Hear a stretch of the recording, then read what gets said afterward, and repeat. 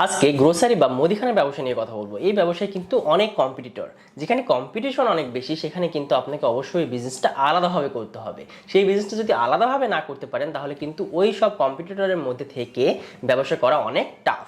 So আপনি বিজনেসটা আলাদা কিভাবে করবেন? আলাদা করতে হলে আপনাকে অবশ্যই কাস্টমার বুঝতে হবে, কাস্টমারের সাইকোলজি বুঝতে হবে। বাংলাদেশের কাস্টমারের সাইকোলজি কি? যারা কম দামে প্রোডাক্ট কিনতে চাই, হোক না সেটা 1 টাকা কম, কিন্তু তারা কম দামে প্রোডাক্ট কিনতে চায়। প্রয়োজনে তারা 10 মিনিট দাঁড়িয়ে থেকে প্রোডাক্ট কিনবে, তবুও তারা 2 টাকা কমে প্রোডাক্ট কিনতে চায়। প্রয়োজনে তারা 10টা দোকান ঘুরবে, 10 মিনিট ব্যয় করে হলেও 2 টাকা যেখানে কম পাবে সেখান থেকে কিন্তু তারা প্রোডাক্ট কিনবে। সো আপনি মূল বিষয় হচ্ছে আপনি সস্তায়, আপনি কম প্রাইসে প্রোডাক্ট আপনাকে সেল করতে হবে। সো কম প্রাইসে প্রোডাক্ট কিভাবে সেল করবেন? তো ফার্স্ট স্ট্র্যাটেজি হচ্ছে আপনি কম প্রাইসে সেল করবেন, কম প্রাইসে কিনবেন। কিভাবে? আপনি যদি কম প্রাইসে সেল করেন তাহলে বেশি সেল করতে পারবেন, বেশি সেল করলে আপনি বেশি কিনতে পারবেন, বেশি যখন কিনবেন তখন আপনি কিন্তু তাদের থেকে কম প্রাইসে আপনি কিনতে পারবেন। তো এই স্ট্র্যাটেজি আপনাকে ফলো করতে হবে যে সবাই আপনার সেখান থেকে একেবারে সেম প্রাইসে বিক্রি করতে হবে, সেম আপনাকে লাভ করতে হবে এমন না। আপনি সেখান থেকে 2 টাকা কম লাভ করেন, তাও আপনার কাস্টমার, এই যে কাস্টমার অ্যাকুইজিশন কস্ট লাগে, এটা কিন্তু আপনার লাগবে না। আশেপাশে যতগুলো কাস্টমার থাকবে তারা কিন্তু আপনার কাছে এসে কম প্রাইসের জন্যই কিন্তু আপনার কাছ থেকে এসে প্রোডাক্ট কিনবে। সেকেন্ড নাম্বার স্ট্র্যাটেজি হচ্ছে আপনার কিছু কিছু প্রোডাক্ট থাকে যে প্রোডাক্টের লাভ একেবারে সীমিত হয়, বাট কাস্টমার কিন্তু অনেক চায়। সেই সব প্রোডাক্টে আপনাকে বিনা লাভে, একেবারে 1 টাকাও লাভ করবেন না, 1 পয়সাও লাভ করবেন না, তাদের কাছে আপনি সেল করবেন। তাহলে কি হবে? যে আপনার কাছে কিছু কিছু প্রোডাক্ট যেগুলো একেবারে সীমিত লাভ হয়, মনে করেন 50 পয়সা, 1 টাকা লাভ হয়, সেই জিনিসগুলো যদি আপনি তাদেরকে 1 টাকা 2 টাকা কমে দিতে পারেন, তাহলে কি হবে? কাস্টমারের মাইন্ডে ঢুকে যাবে যে না, এই দোকানে কম প্রাইসে জিনিস পাওয়া যায়। তাহলে কি হবে? যে আপনার কাছে একটা প্রোডাক্ট কিনতে এসে আরও যখন 5টা প্রোডাক্ট কিনবে, তখন কিন্তু আপনার এটা পুষিয়ে যাবে। এভাবে আপনি স্ট্র্যাটেজিটা ফলো করতে পারেন। এরপরে আসি নন ব্র্যান্ডের প্রোডাক্ট সেল। নন ব্র্যান্ডের প্রোডাক্ট সেল করতে হলে কিন্তু আপনাকে কিছু বিষয় লক্ষ্য করতে হবে। সেগুলোর মধ্যে হচ্ছে যে প্রোডাক্টটা আপনি সেল করছেন, সেটা প্রোডাক্টটা কিন্তু আসলে ভালো হইতে হবে।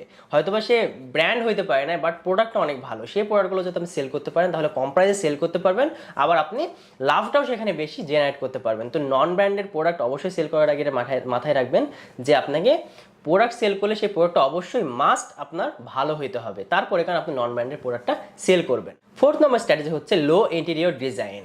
আপনার অনেক দোকান আছে, অনেক শোরুম আছে, যেখানে দেখবেন যে ইন্টেরিয়র ডিজাইন একেবারে হাই ফাই, একেবারে অনেক ভালো ইন্টেরিয়র ডিজাইন, বাট তাদেরকে বছর শেষে তাদের রেভিনিউ কিন্তু খুব কম হচ্ছে। তো আপনি ইন্টেরিয়র ডিজাইনটা একেবারে সীমিত করবেন, প্রয়োজনে আপনি হালকাভাবে ইন্টেরিয়র ডিজাইন করবেন, এবং যে ইন্টেরিয়র ডিজাইনের যে খরচটা হতো সেটা আপনি প্রোডাক্ট কিনতে ব্যয় করবেন, সেটা আপনি প্রোডাক্ট কস্ট কমাইতে ব্যয় করবেন। প্রয়োজনে আপনি যেখান থেকে আপনি প্রোডাক্ট কিনছেন সেখান থেকে কিন্তু আপনি যদি অনেকগুলো একসাথে প্রোডাক্ট কিনেন, তাহলে কিন্তু কম পাবেন। তো কম পাইলে আপনি কম দামে সেল করতে পারবেন, কম দামে সেল করলে আপনি কাস্টমার খুশি, আপনিও খুশি।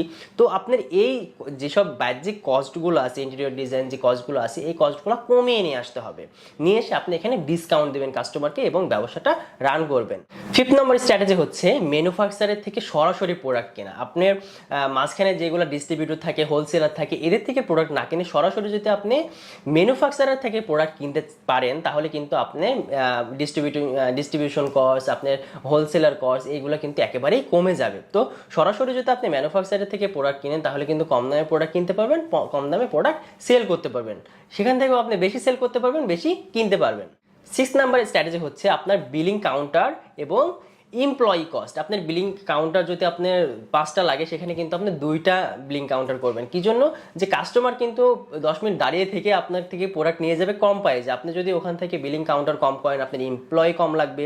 আপনার এমপ্লয়ি কম লাগলে আপনার কস্ট কম হবে। আপনার যখন কস্ট কম হবে, তখন কিন্তু আপনি কম দামে প্রোডাক্ট সেল করতে পারবেন।